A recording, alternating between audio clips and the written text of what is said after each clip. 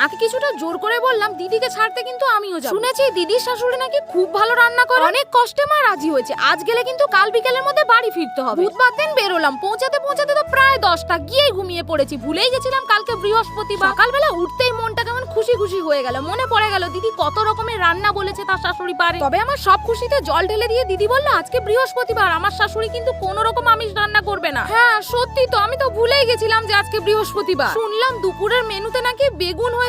আমার তো একদমই ভালো লাগে না, আমি তো আলু পোস্ত দিয়ে ভাত খাবো, বেগুনের দিকে তাকাবো না। তবে আমার দিদি যে বেগুন ছোঁয়েও না, ও গপ গপ করে বেগুন খাচ্ছে। আমিও একবার টেস্ট করতে চাইলাম, তাই রান্নাটা খেয়ে তো একদমই অবাক। এই তো বেগুন না অন্য কিছু বোঝাই যাচ্ছে না। বাড়িতে এসে বেগুন বেগুন এত চিৎকার করেছি যে মাকে করতেই হবে, কিন্তু মা রাজি না হলেও বাবা কিন্তু করে দিয়েছে। আমরা ভাই বোনেরা বেগুন কিন্তু আমরা কেউই পছন্দ করি না, তাই আমাদের বাড়িতে যখন বেগুন রান্না হচ্ছিল ভাই তো দেখেই পালিয়ে যাচ্ছিল। তবে সেদিন সে সব রান্না বাদ দিয়ে শুধু বেগুন দিয়েই ভাত খেয়েছে, তাই বেগুন জিন্দাবাদ।